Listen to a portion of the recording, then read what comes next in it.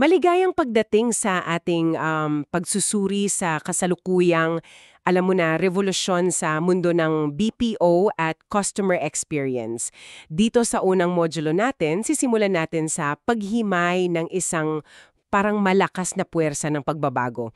Ito yung panukalang batas na Keep Call Centers in America Act of 2025. So ang gagawin natin ngayon, gagamitin natin yung mga material na pinag-aralan, mga artikulo, reports, pati yung mga diskusyon online para maintindihan natin ano ba talaga ang laman nitong batas? Ano yung mga parusa, mga restrictions, tapos yung mga bagong karapatan para sa iyo bilang consumer. Kasi ang layunin talaga nito, 'di ba, ay pigilan o siguro pahirapan ang mga kumpanya na ilipat yung mga trabaho sa call center palabas ng US. Kumbaga ang mission natin ay silipin kung paano nito sinusubukang baguhin yung matagal ng kalkulasyon sa ekonomiya at siguro pati sa etika na rin ng offshoring sa industriyang ito. Ganun nga. Titignan natin yung mga detalye. Paano ba nito tinatangkang impluensyahan yung desisyon ng mga kumpanya? Manatili ba sa US o ituloy yung offshoring? Kasi itong, alam mo na, direktang sagot doon sa matagal ng trend na paglipat ng trabaho para lang makatipid. Okay, sige. Umpisahan na nating himayin to. Ano ba talaga yung pinakapuso, yung core nitong Keep Call Centers in America Act? Based sa mga nabasa natin, parang malinaw naman, di ba? Protektahan yung mga trabaho sa US at hikayatin yung mga kumpanyang umalis na bumalik. Reshore, kumbaga. Tama. Eksakto. Ang diskarte niya, diretsahang kontra doon sa nakasanayan ng, lipat tayo sa ibang bansa para mas mura. Ginagawa niya to sa pamamagitan ng pagpataw ng mga seryosong disincentives, mga bagay na magpapahirap talaga o magpapadalawang isip sa kanila. Hindi lang sa pera, kundi pati sa reputasyon nila kung itutuloy pa rin nila yung offshoring. At mukhang seryoso nga, mabigat yung mga parusa. Halimbawa, nabanggit sa ilang sources, 'di ba, yung ETEC, Bradley JD Sopra, may multa daw na aabot sa $10,000 kada araw. Para kanino to exactly at ano yung kailangan nilang gawin o hindi gawin para mapatawan nito? Okay, yung $10,000 per day na multa, para yan sa mga kumpanyang hindi magbibigay ng sapat na aviso. Kailangan kasi may 120 days notice sila sa Department of Labor, yung DOL, bago nila ilipat yung call center operations nila sa ibang bansa. O kaya kung mag-outsource sila ng malaking bahagi, specifically yung at least 30% ng call volume nila papunta sa offshore. Importante yung 120 days na yun eh. Kasi binibigyan ng chance yung gobyerno, pati yung mga apektadong manggagawa na makapaghanda o makatugon man lang. Okay, so 10K a day for failure to notify, pero parang may mas mabigat pa doon, di ba? Yung sinasabing ilalagay sila sa isang pampublikong listahan ng DOL. Ano yung epekto pag napasama ka sa listahang yun? Ayon, oo, ito siguro yung pinakamabigat talaga. Kasi pag napasama ka na sa listahang yan, ayon sa nabasa natin sa Manila Bulletin, Bradley JD Supra, otomatiko, hindi ka na eligible. Hindi ka na pwedeng tumanggap ng anumang federal grants, pati guaranteed loans. Sa loob ng 5 taon yun. Grabe! Isipin mo yung impact niyan sa isang kumpanya, lalo na kung medyo umaasa sila sa government support. At hindi lang yun. Meron pa, ayon sa ETEC, may additional monthly penalties pa, tapos posible pang makancel yung mga existing federal awards mo na kung nasa listahan ka. So talagang dinisenyo siya para maging financially painful ang mag-offshore, lalo na kung may kinalaman ka sa gobyerno. Okay, so para maging malinaw sa'yo na nakikinig, dalawang major layers yung parusa. Una, yung $10,000 daily fine kung walang 120-day notice. Pangalawa, yung mas matindi, yung mapunta sa DOL list, na ang resulta ay 5-year ban sa federal grants at loans, plus potentially iba pang multa at cancellation. Paano naman yung epekto nito sa mismong pagkuha ng kontrata sa gobyerno? Importante yan. Ayon sa ETEC source, inuutusan daw yung mga federal agencies na bigyan ng preferensya o paboran yung mga kumpanyang wala doon sa listahan kapag sila ay nag-a-award ng mga kontrata. At ito pa, ito yung critical. Lahat ng call center work na under ng isang federal contract dapat gawin sa loob ng US. Walang excuse yan. Kahit wala ka sa listahan, basta federal contract yan, bawal i-offshore yung call center component. Malaking pagbabago to para sa mga may government contracts. Okay. So, lumalabas na hindi lang ito puro parusa sa mga kumpanya. Parang meron ding empowerment para sa mga consumer. Ito yung part na siguro direktang mararamdaman mo pag tumawag ka sa customer service, tama ba? Oo, tama ka dyan. Sa ilalim kasi nitong batas, pag naisabatas na to at lumipas ng isang taon, magiging required na para sa mga call center agents na i-disclose, sabihin nila kung nasaan sila physically located. Sa simula pa lang ng tawag o interaction, kailangan din nilang sabihin sa'yo kung ang kausap mo ay AI ba? Isang artificial intelligence system, hindi tao. Nakita natin yung detalye na yan sa eTech at Bradley J.D. Suprafigs. At dito nagiging really interesting kasi binibigyan ng batas yung customer ng parang clear na karapatan. Pag nalaman mong, nasa labas pala ng US tong agent na to o kaya AI pala to, may karapatang kang humingi na ilipat ka agad-agad sa isang operator na tao at nasa loob ng US. Ano sa tingin mo ang pwedeng maging epekto niyan sa buong industriya? Well, ang fascinating dito ay yung potential nitong lumikha ng tinatawag na market pressure mula mismo sa mga customers. Kasi isipin mo, kung maraming customer ang regular na gagamit nitong karapatan na to, yung, ilipat niyo ko sa US-based agent, baka maging impractical na o hindi nakatanggap-tanggap para sa mga kumpanya na i-maintain yung offshore ops nila, kahit sabihin pa nating mas mura initially. May nabanggit nga sa isang source yung Talent Solutions na base daw sa survey nila, parang 70% ng mga Amerikano naiinis daw sa automated systems. Mas gusto talaga nila yung US-based agent. Tapos may report din yung customer serve na may mga negative sentiment pa rin daw sa offshore agents dahil sa quality issues noon. Although, sinabi nila na marami namang offshore BPOs na magagaling na rin ngayon. Pero itong batas, parang binibigyan ng direct mechanism yung customer na i-express yung preference nila bawat tawag. Kung ganito pala kalakas yung mga provisions, bakit parang ngayon lang ito nagkakaroon ng traction? Kasi nabanggit sa ilang sources natin, Site Selection Group, The Future of Offshoring, Customer Serve, na may mga nauna ng versions nito 2015, 2017, 2019, 2021, pero hindi umusad. Anong pinagkaiba ngayon? Bakit parang mas may chance na? Siguro kung i-connect natin sa bigger picture, tila mas paborable yung legislative environment ngayon para sa mga policy ng reshoring, pagbabalik ng trabaho sa US, at domestic investment. Hindi lang to sa call centers nakikita rin natin yan sa manufacturing. Tapos nadagdag pa yung mas tuminding focus sa mga issues tulad ng data security, AI governance, pati yung general desire for economic resilience, lalo na after ng pandemic, di ba? At importante rin, itong current version may bipartisan support daw. Suportado ng parehong partido na hindi yata ganun kasolid sa mga nakaraang attempt. Ayon sa Site Selection Group, yung renewed focus nga daw sa data security at AI governance ang isa sa mga nagpapabago ng hangin sa Washington. Pero syempre expected naman. Hindi lahat sang-ayon. May mga kritiko pa rin. Nabanggit sa customer serve na may nagsasabing, naku, baka political theater lang yan. Magandang pakinggan, pero mahirap i-enforce effectively. Tapos ang worry pa nila, baka sa huli, tayong mga consumer din ang tamaan. Kasi posibleng itaas ng mga kumpanya yung presyo nila para ma-offset yung mas mataas na gastos ng onshore operations. Meron ding argument na yung quality ng offshore BPOs pwede namang pumantay or even lumagpas sa onshore. Depende daw sa management kung hindi tinitipid. Sabi pa nga nila, hayaan na lang daw ang market forces. Dito pumapasok yung isang napaka-importanteng tanong, yung role ng AI. Artificial intelligence. Kasi marami tayong nakitang diskusyon online. For example, sa Reddit Philippines, pati sa mga industry reports tulad ng CAS Insights. Ang fear, baka imbes na bumalik sa US yung jobs, mapalitan na lang ng AI altogether. Alam naman natin, mataas ang sweldo sa US. Nabanggit sa Site Selection Group over $20 per hour sa mga major cities. Tapos, may nagsasabi rin, parang sa Reddit yata yon, na baka mahirap din makahanap ng sapat na Americans na gustong pumasok sa ganitong trabaho. Naalala mo yung example ng Klarna sa CAS Insights. Sinubukan nilang palitan yung 700 agents nila ng AI chatbot. Pero, kinailangan din nilang mag-hire ulit ng tao kasi naapektuhan daw yung service quality.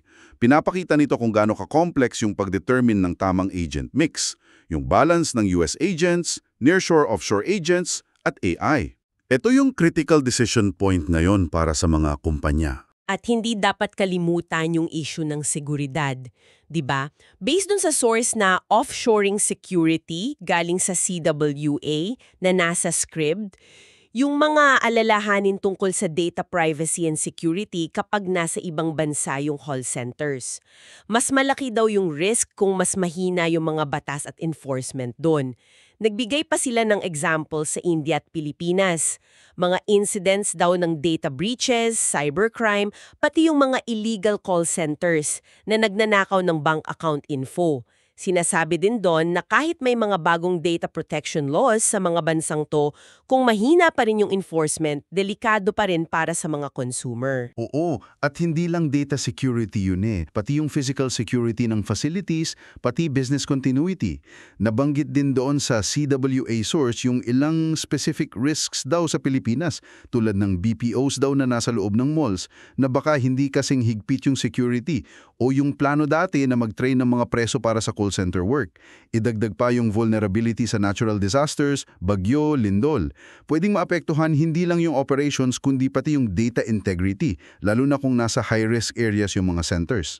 Alam ko marami sa nakikinig sa atin ang may interest or connection sa Pilipinas, kaya mahalagang tingnan natin yung potential impact nito doon. Kasi nga, madalas tawaging call center capital of the world ang Pilipinas. Ayon sa mga sources tulad ng Politico at Manila Bulletin, parang mga 70% yata ng BPO work doon ay para sa US clients. At grabe yung contribution sa ekonomiya, nasa 9% daw ng GDP ayon sa Politico, napakalaki niyan. Yung investments at trabaho sa Pilipinas, kung tuluyang maisabatas to.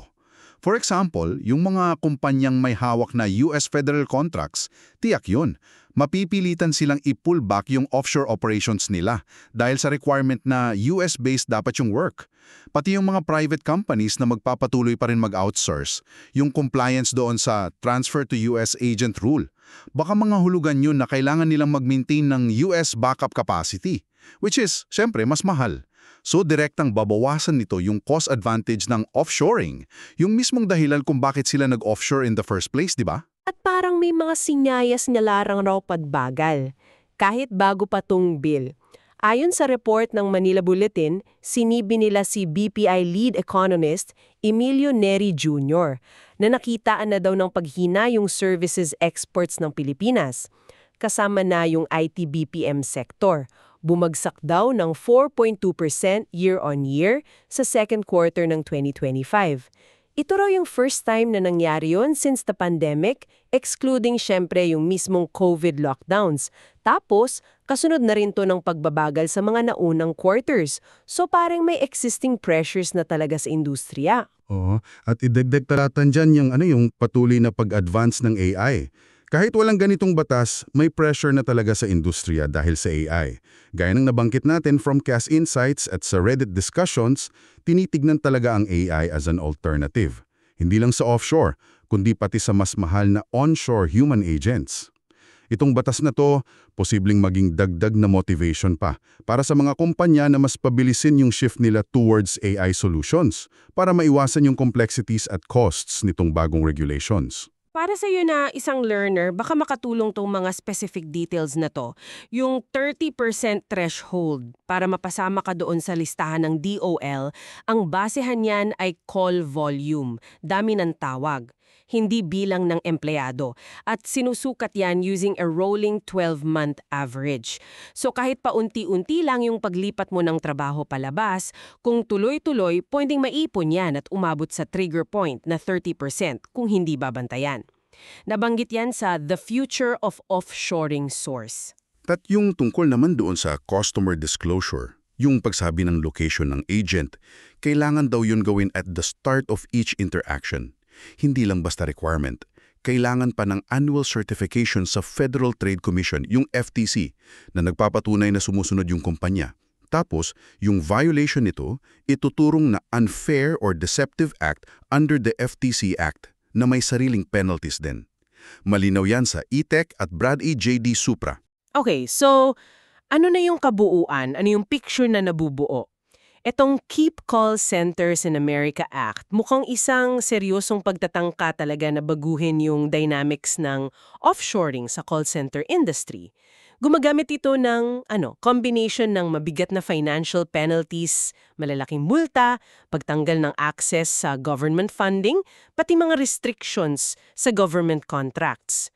At yung pagbigay ng bagong power sa mga consumer. Yung malaman, yung location, at humiling ng transfer. Ang clear na goal, gawing mas attractive o siguro less unattractive ang panatilihin yung mga trabaho sa loob ng US. Ano ang fascinating dito ay kung paano nagtatagpo yung iba't ibang puwersa. Nandyan yung economic protectionism, nandyan yung consumer rights advocacy, na palakas ng palakas, tapos nandyan yung mga lumalaking concerns about technology, AI, data security. Malino yung intent ng batas, ang tanong na lang talaga, gaano ito ka-effective pag na-implement na? At ano talaga yung long-term impact nito sa global service market kasama na yung malaking epekto sa mga bansa tulad ng Pilipinas? Magiging political theater lang ba to, gaya ng sabi ng isang source, o may tunay ng ngipin nito? At ito siguro yung iiwan naming palaisipan para sa'yo. Kung tuluyan ngang maging batas ito, paano kaya nito mababago hindi lang yung operations ng mga kumpanya, kundi pati yung sarili nating perspective sa halaga at kalidad ng customer service? Magre-resulta ba ito sa mas magandang quality ng service kasi mas maraming US-based agents na, perhaps mas gets yung local context? O baka naman, mas mapabilis lang nito yung paglipat natin patungo sa AI bilang primary way para makipag-ugnayan sa mga kumpanya. Kasi nga, mas mahal na yung onshore human agents. Napakahalagang tanong yan. Isang bagay na kailangan nating abangan at patuloy na subaybayan. Sa susunod nating pagtatalakay, doon naman tayo titingin sa mga direktang epekto at paghahanda ng mga nasa front lines mismo. Yung mga manggagawa, yung mga negosyo, paano nila hinaharap tong mga bagong hamon at oportunidad na dala nitong legislative pushback na ito. Kumusta? Sa huling usapan natin, di ba, tinignan natin yung mga batas, yung mga sumusubok na parang kontrolin yung offshoring. Oo, yung legislative side. Yun nga. Ngayon naman, lipat tayo sa mas direct na epekto sa mga tao mismo, saka sa, alam mo yun, sa operasyon ng negosyo. Tama. Kasi isang bagay yung batas, iba yung nararamdaman talaga on the ground. Exactly. Paano ba kasi yung feeling ng empleyado na parang laging may anino na baka mawala ng work? Tapos, ano naman yung ginagawa ng mga kumpanya? Paano sila nag-a-adjust? Well, dalawang malaking bagay ang titingnan natin ngayon. Una, yung resulta ng isang pag-aaral. Importanteng study to, galing Cornell University. Pinapakita kasi dito yung koneksyon ng kaba sa offshoring at yung stress ng mga manggagawa, lalo na sa call center. Okay. Stress, yan yung human cost. Oo. Tapos, yung pangalawa, yung estratehiya naman ng business. May konsepto kasing umiingay ngayon, yung agent mix. Galing naman ito sa ulat ng Corporate Advisory Solutions or CAS. Agent mix. Parang halo-halo. Interesting. Yun nga. So, ang goal natin para sa'yo na nakikinig ay maintindihan mo itong dalawang side, yung bigat sa tao, tapos yung galaw ng negosyo. Okay, game. Simulan natin sa tao. Yung human cost. Itong Cornell study, ano ba yung mga key findings? Gaano ba talaga kalala yung epekto? Napakalinaw nung resulta nila. Konsistente, talagang mataas yung stress levels na nire-report ng mga call center workers doon sa survey. At hindi lang basta stressed ako, detalyado, kasama dyan yung emotional strain. Yung parang pagod na yung emosyon mo. Ubos na ubos. Oo, parang ganun. Tapos, hirak sa pagtulog. Yung kahit pagod ka, di ka makatulog. Alam mo yon? Oo, umiikot yung isip. Meron ding nangre-report na umiinom na sila ng gamot para sa anxiety, para kumalma lang. Grabe. At syempre, yung physical side, repetitive stress injuries. Yung mga kamay, likod, balikat, dahil sa, di ba, laging nakaupo, laging nagtatype. Okay, so malala nga. Hindi lang mental, pati physical. Pero eto, tanong ko, sigurado ba na yung offshoring threat, yun yung pinakabigat ng driver niyan? Kasi, di ba, stressful naman talaga ang call center work by nature. Yung mga kausap, yung targets. Magandang tanong yan. Kasi totoo, may baseline stress talaga yung trabaho. Pero ang tiningnan talaga ng Cornell study, yung dagdag na bigat. Yung specific na nanggagaling sa takot na baka ma-offshore yung trabaho mo. Okay. Yung additional layer ng stress. Oo. At dito, malakas yung ebidensya. May direct correlation. Kumbaga, halimbawa sa mga workers na nagsabing very high yung stress nila, 69% sa kanila naniniwala na malaki talaga ang chance na magka-layoff dahil sa offshoring. Wow, 69%. Ang taas nun. Sobrang taas. Tapos, sa mas malawak nilang grupo, mga 80% yung nagsabi na, oo, may posibilidad na magkaroon ng tanggalan dahil sa outsourcing, offshoring, o kaya restructuring lang. At eto pa yung parang mas nakaka-disturb. 67% ang nagsabi na yung mismong banta ng layoffs parang ginagamit na tool ng management. Tool. Paanong tool? Parang panakot o leverage para ma-push yung mga pagbabago sa kumpanya. Gusto man ng empleyado o hindi. Kasi, uy, baka mag-layoff tayo, kaya sundin nyo na lang to. Parang ganon. Ay, grabe naman. So, hindi lang siya simpleng takot. Nagagamit pa siya strategically, in a bad way. Mukhang ganon yung perception nung 67%. So, ibig sabihin, yung uncertainty pa lang, may epekto na. Di mo na kailangan ng actual layoff. Yung psychological impact. Eksakto. At dito napapasok yung unang key insight natin galing sa sources. Yung takot pa lang sa offshoring, may measurable at significant stress na nililikha. At hindi lang siya basta feeling. May epekto sa kumpanya. Malinaw na sinabi sa Cornell study, ito quote ko ha. Layoff fears were correlated with lower job satisfaction and higher turnover intentions. Okay. Tagalogin natin. Yung takot na matanggal, konektado sa pagiging hindi masaya sa trabaho. Tama? Oo. At mas mataas yung chance na gusto mo nang umalis, mag-resign. Higher turnover intentions. Okay. At ito yung tinatawag nating hidden cost, yung tagong gastos para sa kumpanya. Bakit hidden? Kasi hindi siya yung, alam mo yun, direct expense tulad ng sweldo, pero andyan siya. Yung stress, nagiging absenteeism yan, o kaya naghahanap na ng ibang work yung tao habang nasa work pa. Nawawala yung focus. Oo, tapos yung turnover mismo, yung mga umaalis. Mahal kaya mag-hire at mag-train ng bago. So kapag maraming umaalis dahil sa stress at takot, malaking gastos yun sa kumpanya. Hindi lang kita agad sa P&L, pero ramdam. Gets ko. So, malinaw yung problema, yung human cost, pati yung hidden cost sa business. Ito ngayong yung mahalaga siguro para sa mga nakikinig, lalo na yung nasa management roles. May magagawa ba? Kahit andyan yung external threat ng offshoring, may magagawa ba sa loob para mabawasan yung stress? O wala na, give up na lang? Ito yung magandang part. Kasi yung Cornell study, hindi lang problema yung tinukoy. Tumingin din sila sa solusyon. At ang sagot, meron. May magagawa ang management. Talaga? Paano? Nagkumpara sila ng iba't ibang kumpanya. May isang company doon, tinago nila sa pangalang Company 1. Kitang-kita yung difference. Anong meron sa Company 1? Mas positibo yung work climate nila, based sa feedback ng mga empleyado, at may mga specific na dahilan. Una, mas effective daw yung training nila. Ramdam ng tao na handa sila sa trabaho. Okay, training. Ano pa? Pangalawa, yung mga supervisors daw, mas magalang, mas supportive. Hindi yung tipong, alam mo na, laging galit o na may personal. Respectful leadership. Importante yan. Oo. Tapos pangatlo, yung monitoring. Hindi daw ganun ka-intense o ka-punitive. Meron pa ring monitoring, syempre call center yan. Pero hindi yung parang, Bawat kibot mo bantay? parang ganun. Hindi yung pakiwamdam na lagi kang nagkakasala. Mas may tiwala, kumbaga. So, better training, respectful supervisors, less intense monitoring. Anong naging resulta niyan sa stress levels sa Company 1? Yun na nga, mas mababa. Significantly lower ang stress levels nila kumpara sa ibang kumpanya sa study. Kahit pare-pareho silang nasa industry na may banta ng offshoring. Wow, okay.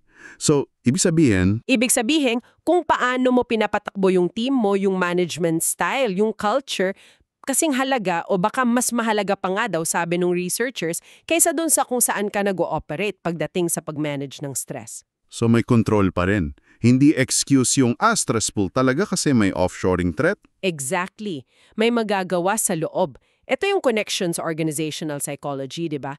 Yung impact ng environment and leadership sa well-being ng tao. Okay, magandang balita yan. May pag-asa. May magagawa. Pero, at the same time, andyan to rin yung mga external factors, di ba? Yung napag-uusapan natin dati, yung possibility ng new laws, yung costs na tumataas, yung mga customer issues na mas complex na ngayon, tapos data security pa. So, itong mga negosyo, kailangan pa rin nilang mag-isip ng bigger strategy para makakop. Ano na yung response nila sa business side? Dito na tayo papasok sa pangalawang major point. Galing naman sa report ng CAS para sa Q2 2025. Yung response nga ng mga kumpanya, hindi na siya simpleng tanong na saan tayo lilipat. Hindi na lang location hunting. Hindi na lang. Mas complex na, mas strategic, at ang awag nga nila dito, yung pagbuo ng isang agent mix. Okay, agent mix. Paulit-ulit nating naririnig yan. Parang recipe nga. Ano ba talaga to sa context ng BPO or CX? Baka naman fancy term lang to para sabihing hinahanap pa rin yung mura, pero hati-hati lang. Pwedeng isipin yun initially, pero mas malalim yung concept ng agent mix based sa report ng CAS. Kasi ang fascinating dito, hindi na lang cost yung tinitingnan. Isa itong calculated balancing act. Pinagbabalanse mo yung iba't ibang klase ng agents or service delivery methods para ma-optimize yung buong operation at para ma-manage mo yung iba't ibang klase ng risk. Balancing act? Ano yung mga binabalanse? Apat na key things basically. Una, syempre, cost. Pangalawa, quality o performance ng serbisyo. Pangatlo, risk management, kasama na dyan yung legislative risk, operational risk, security. At pang-apat, yung pagiging agile or flexible sa mas complex na needs ng customers. Okay.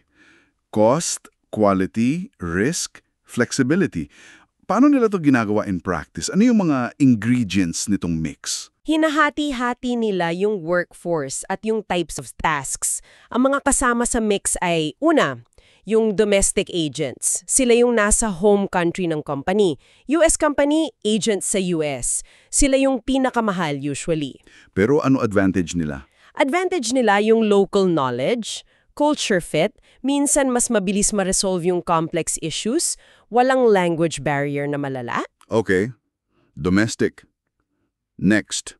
Pangalawa, offshore agents.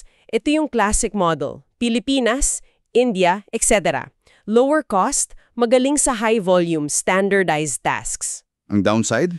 Possible challenges sa language nuances, cultural context minsan, time zone difference, at syempre, yung political or legislative risks. Okay. Pangatlo. Nearshore agents. Ito yung nasa kalapit na bansa. For US, mga Latin American countries, cost savings, pero di kasing laki ng offshore. Advantage ng nearshore. Malapit na time zone, mas madali for real-time collaboration.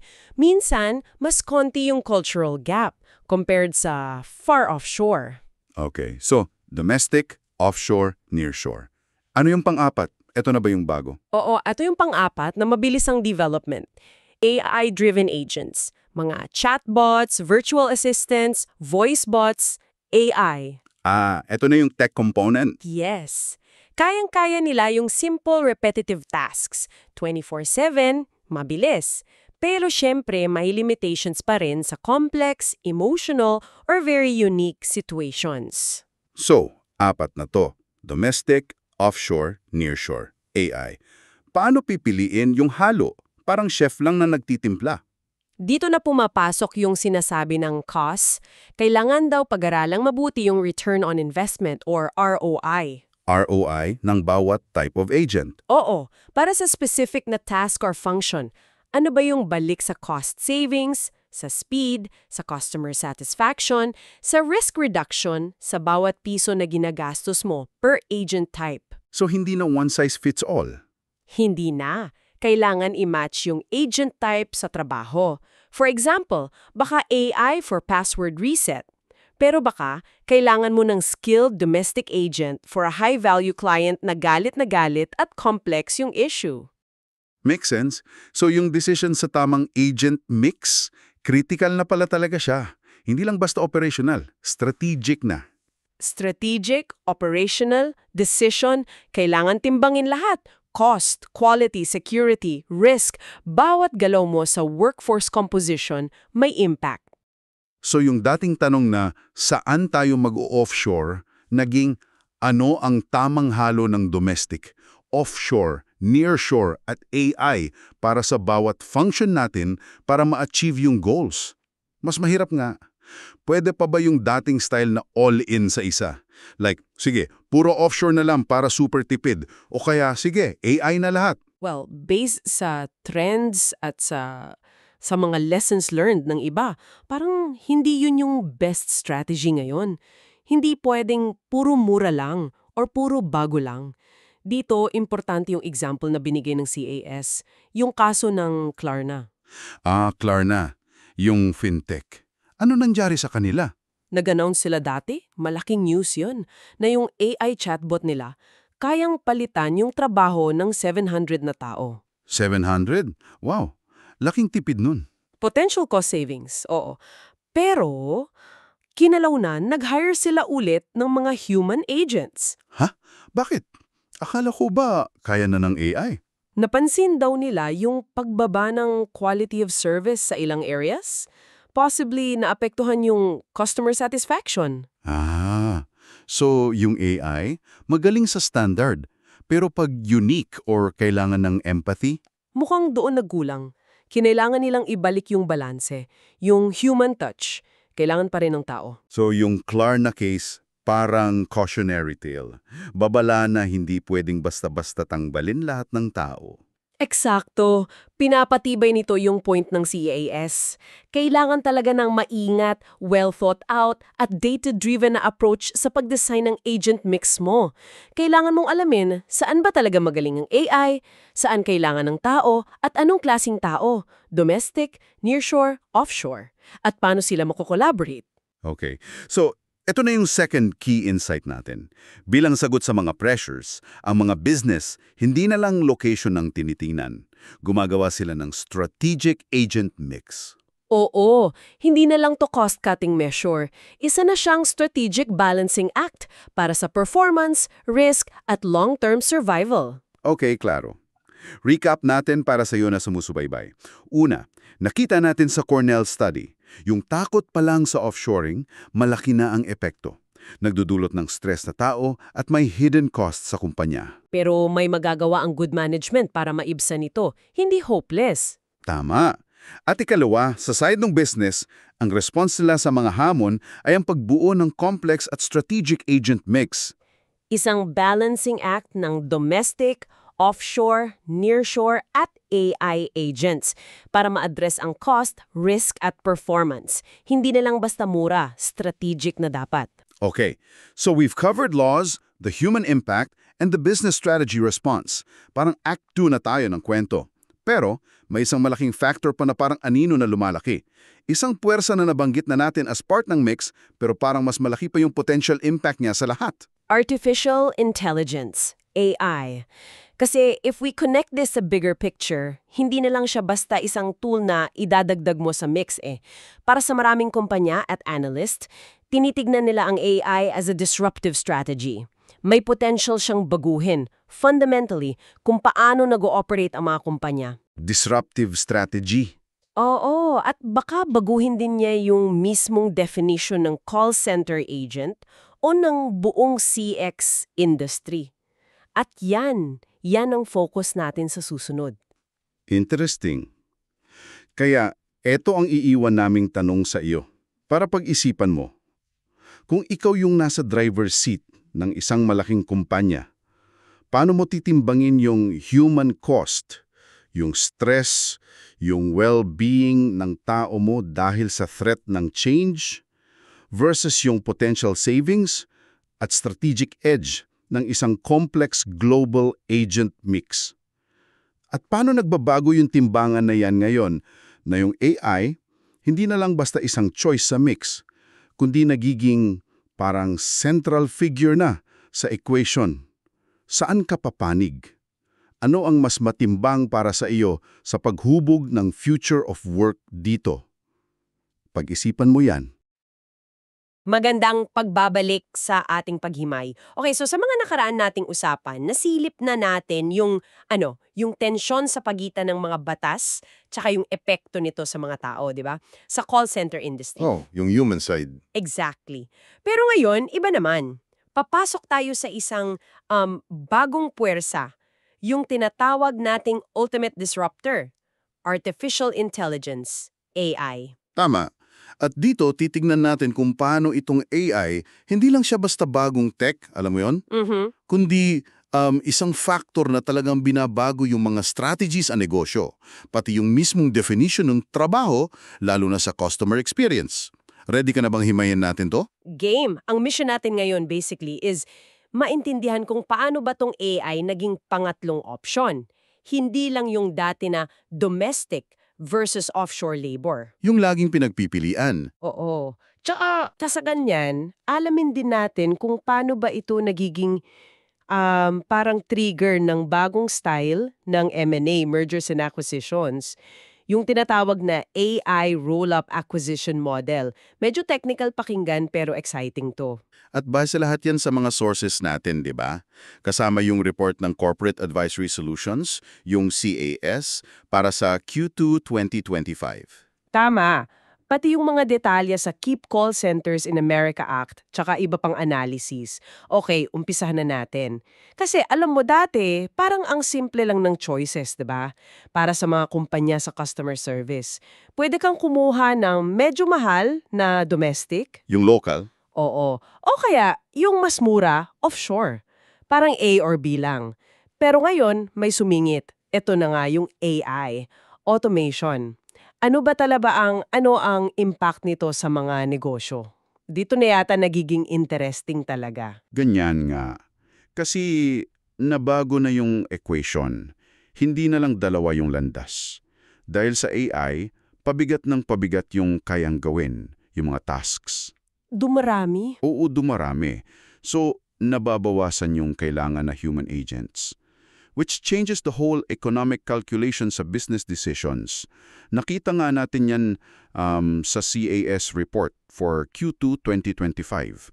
Sabi nila, tumataas daw talaga yung paggamit ng AI-powered agents.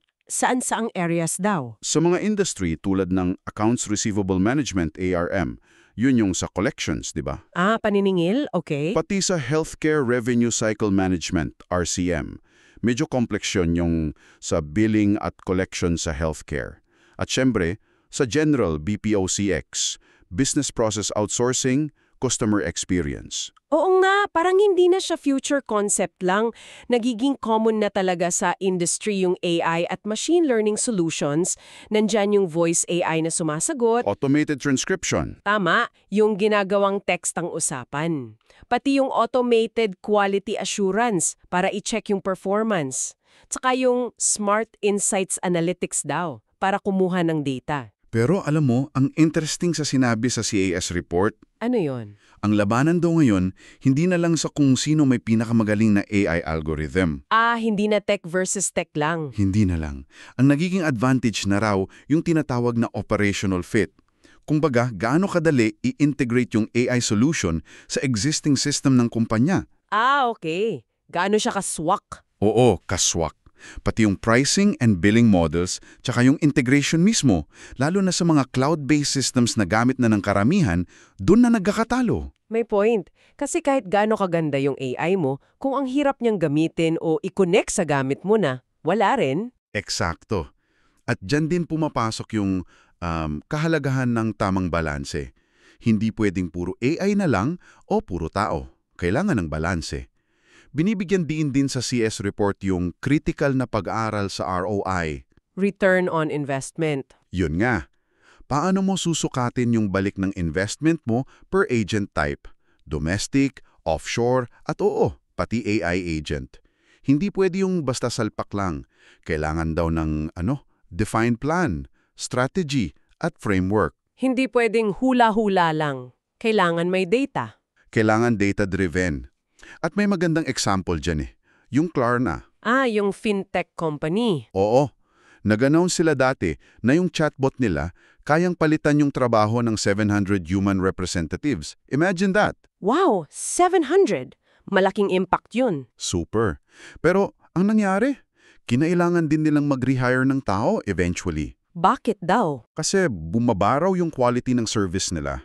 So, ito yung malinaw na patunay na hindi pa ganun kadali for AI na basta na lang palitan yung human interaction, lalo na yung mga masalimot na kaso. Yung may nuance. Oh, yung nuance. Yung pagmamadali sa pag-implement ng AI kung hindi well integrated sa human touch, pwedeng backfire. Pwedeng makasira pa instead na makatulong. So, ingat talaga at data-driven approach ang kailangan. Makes sense. At habang pinag-uusapan natin yan sa level ng kumpanya, narinig din natin yung mga bosses galing sa baba, di ba? Yung mga workers mismo. Sa isang Reddit thread, yung sa Philippines, ramdam mo talaga yung anxiety Yung pag-aalala ng ilang Pinoy BPO workers. Anong kinakatakot nila? Na baka mapalitan na sila ng AI, lalo na sa mga trabahong tingin nila madaling i-automate, like email support, chat, mga back-office tasks. May nag-share pa nga doon, grabe, may kumpanya raw siyang alam na plano ng magbawas ng 80%. 80% ng CS roles nila dahil sa AI. 80. Grabe naman yun. Sobrang laki. May nag-comment pa nga, diretsuhan, the future of customer service is automation and AI. Ramdam mo yung bigat nun para sa kanila. Yung kaba. Understandable yung kaba nila, pero on the flip side, may katotohanan din yung sinasabi ng iba tungkol sa limitations pa rin ng AI. Galing mismo sa mga empleyado. Saan galing yun? Sa isa namang Reddit thread, para sa mga Best Buy workers naman, may nagkwento doon na minsan daw AI na ang gumagawa ng case notes o nag-a-assign ng case ID sa system nila. Tapos? Ang problema, hindi raw laging tama yung output ng AI. Tapos, ang mas nakakainis pa daw, hindi nila pwedeng i-edit or i-correct kahit kitang-kita nilang mali yung ginawa ng AI. Ay, hassle yun! Oo. So, malinaw na sign yon na may mga hangganan pa rin ng AI sa ngayon. Hirap pa siyang, intindihin yung mga nuances, yung mga D-standard na situation, yung complexities ng real customer conversations. Hindi pa siya perfect replacement. Okay, so clear na may impact sa operations, sa tao, pero may limitations pa. Pero itong AI, parang hindi lang sa daily operations ang epekto, no? Umaabot na rin sa corporate finance at strategy. Dito na siguro papasok yung sinabi sa CAS report about the AI roll-up acquisition model. Ano ba to exactly? Parang bago sa pandinig ko. Ito yung M&A strategy, mergers and acquisitions, yung pagbili or pagsanib ng companies na specific na lumalabas dahil sa AI. Ang fascinating dito is yung strategic reason behind it. Bakit daw? Nakita kasi ng mga tech companies na gumagawa ng AI solutions, lalo na yung mga well-funded, yung mga venture-backed, na ang bagal ng organic sales cycle. Yung traditional na pagbebenta. Oo. Kung susubukan nilang ibenta yung AI products nila sa mga malalaking enterprise clients, matagal, mahirap i-penetrate yung market lalo na kung bago yung technology. So parang ang hirap kumatok sa pinto isa-isa. Parang ganun. Kaya para mapabilis yung pag-scale up nila at ma-deploy agad yung AI nila sa market, Anong ginagawa nila? binibili nila yung mga existing BPO companies. Yung may mga kliyente na, may operations na, may tao na. So, yung mismong acquisition ang nagiging go-to-market strategy nila. Shortcut, kumbaga. Clever! So, imbes na magbenta sila ng software sa BPO, bibili na lang sila ng BPO para may instant market access sila at may live environment agad to deploy and refine their AI. Exactly. Efficiency and speed ang habol. Kasi sa tech, ang bilis ng innovation cycle. Sabi nga sa Q2 2025 Insights Report, itong AI roll-up acquisition model, pinapayagan yung mga AI firms na i-bypass the prohibitively long organic sales cycle for new AI solutions. Ready-made distribution channel agad. Tapos, ano pa? Inaasahan nga ng CAS na tuloy-tuloy pa raw itong trend ng AI-driven add-on M&A sa mga susunod na quarters. Mukhang ito na yung bagong MO sa space na to. Mukha nga. At dinagdag pa sa report na madalas daw yung interest sa ganitong M&A galing sa mga tinatawag na tech-driven acquirers. Sila yung mga kumpanyang gusto talagang i-transform yung mga traditional service-based BPO platforms into more software-driven models gamit ang AMML. So, hindi lang acquisition for growth, kundi acquisition for transformation. Oo, para i-consolidate na rin yung mga kakumpetensya at baguhin talaga yung platform. In fact, sabi pa ng CAS, sila mismo nag-advise sa isang VC-backed AI platform na bumili ng isang consumer agency recently. So, first-hand knowledge nila to hindi lang theory. Wow, talagang nangyayari na. So, hindi lang trabaho, pati corporate strategy, binabago ng AI. Malawak talaga ang epekto. Pero syempre, kapag may ganito kalaking pagbabago sa tech at business models, kasunod na niyan yung mga regulasyon at pag-iingat, diba? Definitely. Nakita natin doon sa mga materials mo about sa Keep Call Centers in America Act, yung S2495, may mga provisions na tumutukoy mismo sa AI. Oo, mahalaga yun. Base sa mga analysis ng E-Tech, nung law firm na Bradley, tsaka ng JT Supra, isa sa key requirements ng bill na yon ay transparency. Paano? Kailangan daw i-disclose agad sa customer sa simula pa lang ng interaction. Kung AI ba yung kausap nila, bawal yung magpanggap na tao. Kailangan prangko. Okay, para alam ng customer. Tapos, may karapatan din daw yung customer na humiling na matransfer sila sa isang human agent na nasa US, kahit AI yung unang sumagot. Kahit AI, pwede kang mag-request ng tao? Oo, at dapat US-based agent. Para masigurong nasusunod ito, kailangan ng annual FTC certification. Yung Federal Trade Commission sa US, kailangan patunayan ng mga kumpanya na compliant sila. Mukhang may ngipin naman pala yung batas kung maipasa. Mukha nga. Kinikilala na talaga ng batas yung presence ng AI. Pero kasabay niyan, di ba, lumalabas na naman yung issue ng data security? At parang lalo pang lumalaki dahil sa AI, lalo na kung offshore yung operations, no? Nako, oo. Good point. Pinalalaki talaga ng AI yung mga dati ng concerns about data security, lalo na sa offshoring context. Naalala mo yung CWA report? Yung offshoring security noong 2013. Oo, medyo luma na yon pero relevant pa rin. Very relevant pa rin. Kasi yung mga risks na tinukoy nila noon, amplified pa ngayon dahil sa AI. Paanong amplified? Kasi ang AI systems, para gumaling, kailangan ng napakaraming data pang training. Huge volumes of data. Ngayon, isipin mo kung yung data na yon na pwedeng sensitive info mo as a consumer. Financial, health data. Oo, personal conversations, pinapadala at pinoproseso sa mga bansa kung saan sabi nga sa CWA report noon, baka mahina yung data protection laws o yung enforcement. Nabanggit specifically noon ang Pilipinas at India. Nakakatakot na ngayon. Yung simpleng customer service call, pwedeng maging data risk pala. Totoo. At may mga binanggit pa nga ang specific cases ng cybercrime at fraud sa CWA report na may involvement daw ng call center sa Pilipinas noon. Kahit luma na yung cases, pinapakita yung potential risks.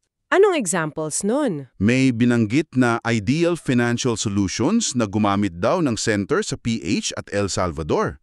May hackers daw involved sa AT&T breach na binayaran daw ng terrorist group. Isang Taiwanese group na nag-operate ng fraudulent call center. Mga ganun. Grabe. Tapos, binanggit din yung hirap sa pag-enforce ng liability kapag nasa ibang bansa yung operation, kahit US company yung may responsibility. Pati yung issue noon sa India na inumit daw ang BPO sa data privacy laws nila dahil sa industry pressure. Tsaka yung concerns ng EU about India's data security noon. Uulitin ko, luma man yung report, yung risks, posibleng mas malala pa ngayon dahil sa data hunger ng AI. Ang bigat pala talagang data security issue kapag may AI and offshoring na involved. May iba pa bang connections or complications? Meron pa. Kung i-connect natin sa bigger picture, nagiging mas complex pa dahil doon sa analysis sa Comms Risk article. Ano yun? Yung provision sa Keep Call Centers Act na pwedeng humiling ng US-based agent ang customer. Pwede daw nitong baguhin yung calculation ng mga kumpanya about offshoring. Paanong paraan? Kasi baka mabawasan yung incentive na gumamit ng CLI spoofing. Yung pagpapanggap na local yung number? Oo, yung caller ID spoofing. Para saan pa yun kung pwede namang mag-request yung customer na matransfer sa US agent anytime? Mawawala yung cost advantage ng offshore agent kung itatransfer din lang. Gets mo? Oo. So, baka hindi na maging kasing attractive yung offshoring kung may ganong requirement. Pwede.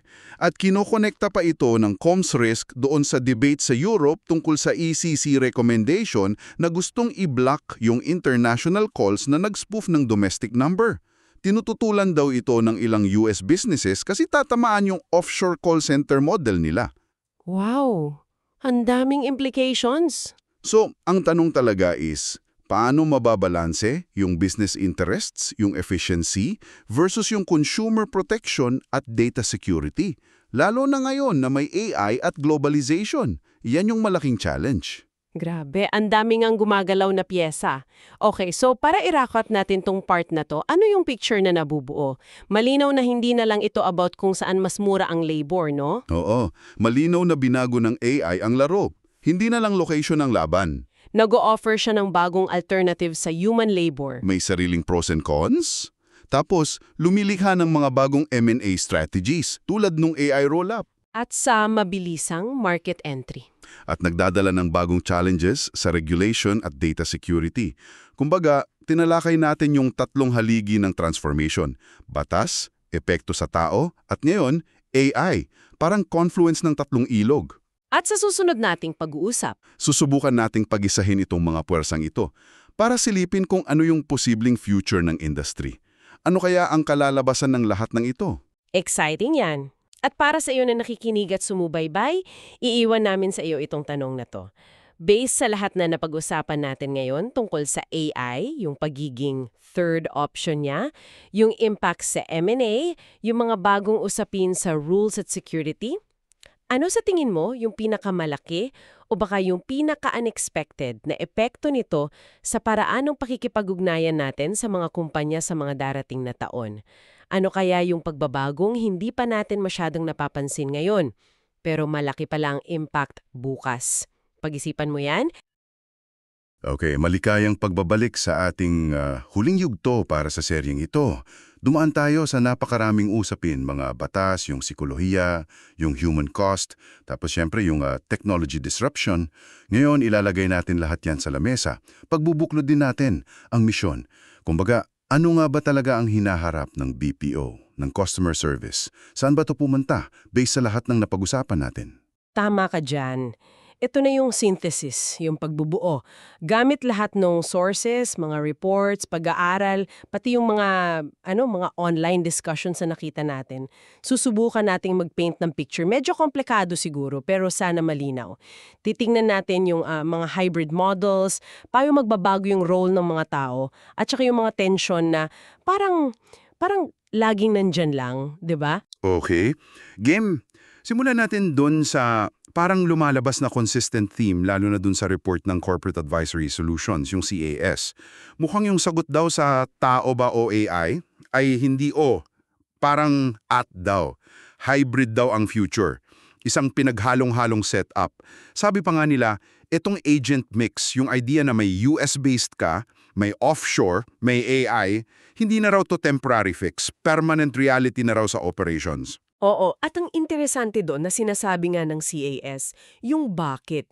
Hindi lang dahil trend siya. Kailangan kasi ng mga kumpanya yung balance na yan. Para saan? Well, syempre gastos, number 1 yan madalas. Tapos, yung compliance, alam mo na, siguraduhing sumusunod sa regulations. Security ng data, napaka-critical niyan. At para sa ating lahat bilang customers, yung CX, yung customer satisfaction. So, kailangan talaga yung flexibility, hindi pwedeng one size fits all. At hindi lang basta halo-halo. Sinasabi rin ng CAS, critical daw na makalculate yung ROI, yung balik puhunan. Sa bawat tipo ng ahente, hindi na pwedeng hula-hula lang, kailangan data-driven. Oo. May nabanggit pa nga ang example doon yung Klarna. 'Di ba? Malaking fintech yun. Gumawa sila ng ingay, sinabi na yung AI chatbot nila Katumbas na raw ng trabaho ng 700 agents. Parang wow! Pero anong kasunod? May mga balita rin na kinailangan nilang mag-hire ulit ng human agents kasi bumaba daw yung customer satisfaction. So parang sinasabi ng experience nila na, teka muna, hindi pa pala kaya lahat ng AI. May limitations pa. Eksakto. May mga bagay pa rin, lalo na siguro yung mga mas komplikado, mas kailangan ng empathy, na tao pa rin ang hinahanap. At may isa pang trend na nabanggit din sa Kaya's report na parang nagpapatibay dito sa hybrid idea. Ito yung tinatawag nilang AI roll-up model. Ang ginagawa daw, yung mga AI companies na, alam mo na, malaki ang pondo, binibili nila yung mga traditional BPO businesses. Ha? Bakit nila binibili? Akala ko ba sila yung magiging kapalit? Well, yun nga eh. Ang stratehiya raw, imbes na dumaan sa mahabang proseso ng sales na i-convince yung BPO na gamitin yung AI nila, bibilin na lang nila yung BPO mismo. Instant access. May access agad sila sa operations, sa mga tao, sa data, sa mga kliyente. Mas mabilis nilang ma-integrate at ma-improve yung AI nila using real-world scenarios. Parang shortcut. Matalino nga naman. Pero ibig sabihin din, kailangan pa rin nila yung BPO structure, yung mga tao. Exactly. Pinapatunayan lang yung hybrid necessity. Hindi pwedeng AI lang. Lalo na't, sabi pa rin ng CS, yung mga core AI solutions, yung mga voice AI, transcription, basic chatbots, parang nagiging commodity na raw. Halos pare-pareho na lang daw ang features, madali nang kopyahin. Ang magiging labanan daw talaga, hindi na sa AI technology mismo, kundi sa kung gaano kahusay yung isang kumpanya na i-integrate yun. Paano mo isasama yan sa workflow mo, sa mga human agents mo, yung customization at integration, dun daw ang differentiator. Okay, gets ko. So kung ganun nga, kung AI na ang gagawa ng mga, alam mo na, yung mga paulit-ulit, yung mga simple, na nabanggit din sa mga Reddit threads na nakita natin, di ba? May potential daw talagang mapalitan yung ibang trabaho. Ano na ngayon ang mangyayari sa mga tao? Sa mga human agents? Dito na ba papasok yung sinasabi mong specialization? Mukhang dun nga papunta, mag-iiba yung focus. Mula sa pagiging generalist, na kaya mong sagutin halos lahat ng basic questions, papunta sa pagiging specialist. Ang mga trabahong matitira at baka dumami pa nga. Para sa tao ay yung mga nangangailangan ng mas mataas na skills. Yung mga komplikadong problema na wala sa manual. Yung mga sitwasyong kailangan ng tunay na pakikiramay, ng pag-intindi sa frustration ng customer. Yung mga high-stakes na interaction, kumbaga. Ito yung mga kailangan ng critical thinking, yung malalim na problem solving, yung pagiging malikhain sa solusyon, mga bagay na sa ngayon tao pa rin ang lamang. Maganda yan, pakinggan yung specialization. Pero may kasunod na tanong yan, di ba? Ready ba yung mga agents natin for that? At yung mga kumpanya, handa ba silang mag-invest sa training para dyan? Kasi iba yung training para sumunod sa script kumpara sa training para mag-analyze ng complex problem o mag-handle ng sobrang galit na customer with empathy. Napaka-critical ng tanong mo. Diyan talaga yung malaking challenges sa recruitment at lalo na sa training and development. Kailangan ng major shift dyan. At may connection to dun sa isa pang source, yung galing Cornell University, yung pag-aaral nila sa stress ng call center agent sa US. Sinasabi doon na malaking factor ng stress nila yung feeling na sobrang kontrolado sila, parang robot. Bawat galaw, sinusukat, tapos yung kawalan ng autonomy, yung kalayaan na magdesisyon sa trabaho nila. So, posibleng itong shift to specialization baka makatulong pa sa well-being nila kung mas may challenge at autonomy. May potential, may malaking potential, pero may malaking kung din. Kung i-design yung mga bagong specialized roles na yan ng maayos, na may kasamang tiwala, may autonomy, may suporta para matuto sila ng bagong skills, posibleng mabawasan yung ibang klase ng stress na nararanasan nila ngayon. Baka mas maging fulfilling pa yung trabaho. Pero, at ito yung kabilang side, nakita rin natin yung mga usapan sa Filipino Reddit, di ba? Malaki rin yung takot. May nagsasabi pa nga na baka raw 80% ng BPO jobs sa Pinas pwedeng mawala dahil sa AI. Grabe yun. Although, Kahit nun sa mga usapang yon, may recognition pa rin na oo, para sa mga komplikadong issue, kailangan pa rin ng tao. So nandyan yung dalawang muka. Pag-asa na magle-level up ang trabaho at pangamba na baka marami pa ring ma-displace sa proseso. Hindi siya simple. Malinaw. Malinaw yung potential shift. Pero hindi lang naman technology at skills ang naglalaro dito. May isa pang malaking factor na lagi nating nababanggit, itong tinatawag mong permanent tension. Parang may mga puwersang laging nag-uumpugan sa industriya. Hindi raw mawawala, kailangan lang i-manage. Ano yung mga key tensions na yun ulit? Ang pinaka-primary siguro, yung banggaan ng cost efficiency versus yung mga social-political goals. Sa isang dulo, malakas ang pressure sa mga kumpanya. Magtipid kayo, ito yung nagtutulak sa offshoring, di ba? Lipat sa mas murang lugar. At syempre ngayon, AI adoption. Kasi potential cost saver din. Pero sa kabilang dulo, may mga puwersang politika, lipunan, lalo na sa US, na nagsasabing protektahan natin ang trabaho dito.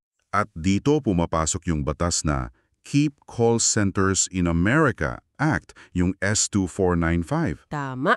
Halos lahat yata ng sources natin binanggit to Mula ETEC, Talent Solutions, yung mga legal analysis ng Bradley J.D. Supra, MLO, pati mga news sa Politico, Manila Bulletin, at online forums. Ano ba yung mga major impact nito pag naging batas? Marami at mabigat. Kung maipapasa to, based sa mga nabasa natin, una, kailangan daw mag-abiso 120 days bago maglipat ng call center jobs palabas ng US. Malaking planning implication yon. Pangalawa, mapupunta sila sa isang public list ng Department of Labor. Parang list of shame yung dating. At ito yung pinakamabigat. Pag nasa listahan ka, disqualified ka na sa federal grants at loans. Malaking bagay yun sa maraming kumpanya. May mga multa pa raw nakasama. Wow! Parang sinasakal talaga yung mga nag-offshore. Parusa talaga. May epekto ba to sa experience natin bilang tumatawag? Meron din, kasama sa bill yung disclosure. Kailangan daw sabihin ng agent kung nasa ang bansa nagsasalita, sa simula pa lang ng tawag. At kung AI ang kausap mo, dapat klaro rin yun. Hindi pwedeng magpanggap na tao. Tapos bibigyan ka ng karapatan na humiling na ilipat ka. Gusto ko, US-based agent, pwede mong sabihin. Ito yung direktang sagot sa mga reklamo na nakita natin sa Talent Solutions, sa Best Buy, Reddit Thread, yung frustration na napupunta ka sa agent na hirap kang intindihin o sa AI na paikot-ikot lang. Okay, so may benefit sa consumer. Pero sa mga kumpanya, dagdag complexity at gastos to, lalo na sa mga nag-hybrid or offshore. May nabanggit pa atang trigger point. O yung Oiro source, binanggit yung 30% call volume reduction trigger. Ibig sabihin, pag binawasan ng isang kumpanya ng 30% o higit pa yung call sa isang US facility nila, tapos inilipat yun offshore within a year, automatic considered na silang nag-offshore para sa batas na to. Parang may sukatan na sila kung kailan ka mahuhuling nag-offshore. Grabe pala. Ang laki ng potential impact.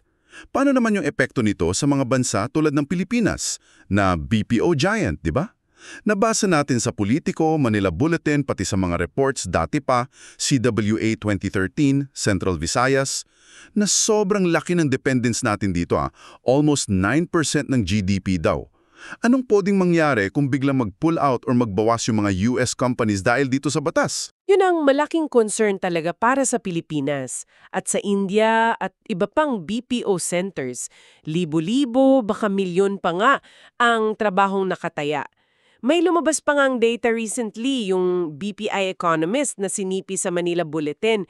Nitong Q2 2025 daw, bumagal na yung services exports ng Pinas. First decline since the pandemic. At isa sa tinitingnan dahilan, yung kahinaan daw sa IT BPM sector. Baka epekto na to ng mga ganitong uncertainty at ng AI adoption. Oo nga. Nakita ko rin sa Filipino Reddit, yung sinasabi ng iba, di naman nila kukunin yung trabaho dito yung mga Kano, dahil sa sahod siguro. Pero kasunod nun, yung takot na baka hindi nga Kano ang papalit, kundi AI na lang. So parang damned if you do, damned if you don't. Tama, dalawa yung threat, kumbaga. Protectionism from the US, tapos automation via AI. At hindi lang yan yung tension. Nandyan pa rin yung laging issue ng data security and privacy. Mainit yan lagi. Matagal nang may concerns dyan, di ba? Pag nasa ibang bansa yung data mo. Nabanggit na yan sa CIWIJA report noon pa. At isa rin to sa justifications ni Senator Gallego para sa Keep Call Centers Act, sabi sa Manila Bulletin. Gusto nilang mas secure daw yung data ng mga Amerikano. Tapos, syempre, yung regulatory compliance pa. Ang dami. Yung Gryphon report, binanggit yung pagdami ng TCPA lawsuit sa US yung sa mga unwanted calls and texts. May mga bagong batas pa, tulad ng Ring Act sa New York. Tapos yung mga nagsisimula pa lang na rules about AI disclosure. Parang ang hirap mag-operate na ang daming kailangang sundin na iba-iba pa minsan. Kaya adaptability at yung talagang mahigpit na compliance, yun ang kailangan ng mga kumpanya na yun. Sinasabi yan ng Talent Solutions, OP360, Bradley JD, Supra. Interesting pa yung sinabi ng CAS report na kung magde-deregulate sa federal level sa US, baka mas gumulo pa. Kasi baka kanya-kanyang state na lang ang gumawa ng rules. Mas mahirap pa yun i-navigate kesa isang malinaw na federal rule, kahit mahigpit. Okay.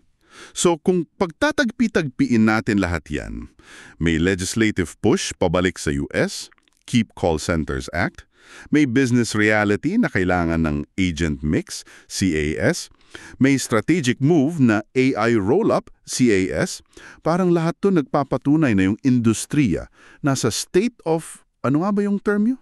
Dynamic. Ano yon? Yung pag-project ng trends. At saka yung labor economics, paano nagbabago ang trabaho, ang skills. Ang conclusion talaga, based sa lahat ng sources, ang future ng BPO-CX, hindi siya isang final state. Hindi siya destinasyon. Isa siyang patuloy na pagbabalanse. Isang dynamic equilibrium. Dynamic equilibrium. Parang naglalakad sa alambre. Kailangan mong laging mag-adjust para hindi mahulog pero hindi ka rin naman aabot sa solid ground. Parang ganun. Pwede. Magandang analogy yan. Patuloy siyang huhubugin ng tatlong bagay na paulit-ulit nating nakita. Una, yung evolution ng hybrid human-AI models. Hindi na sino mas magaling, kundi paano sila magtutulungan. Pangalawa, yung shift papunta sa mas specialized high-value roles for humans. Kailangan ng upskilling, reskilling, at pangatlo, yung walang tigil na pagmamanage ng mga tensions. Cost versus regulation, globalization versus protectionism, AI capabilities versus human empathy. So yung takeaway para sa'yo na nakinig, lalo kung nasa BPO ka o customer, hindi simpleng AI na ang papalit o babalik na lahat sa US, mas komplikado. Isang constant negotiation, isang tuloy-tuloy na adjustment. Hinuhubog ng tech, ng batas, at ng nature ng pagiging tao natin. Ito yung reality, ito yung landscape na kailangan harapin ng lahat ng kumpanya, ng empleyado, ng gobyerno sa mga susunod na taon. Hindi madali, pero definitely interesting. Kailangan nating abangan. Pagsama mo sa amin sa mahabang paglalakbay na ito, sa paghimay natin sa mga puwersang ito, batas, tao, teknolohiya na humuhubog sa modernong service economy. Sana itong buong serye nakatulong sa iyo na magkaroon ng framework, ng paraan para mas maintindihan itong komplikado at laging nagbabagong mundo ng customer service. At bago tayo maghiwalay for the series, iiwan namin sa iyo itong final thought. Parang homework na rin. Sa isang pangusap lang, para sa iyo, ano ang magiging itsura o ano ang pinaka-unique na value ng isang tao na call center agent sa hinaharap, kung saan kasama na sa equation ang advanced AI. Ano yung hindi kayang palitan? Pag-isipan mo yan. Dito nagtatapos ang ating serye, The Human Technology Geography Triangle. Patuloy mong subaybayan ang mga developments na ito sa balita, sa mga kumpanya, sa sarili mong karanasan. Hanggang sa muli.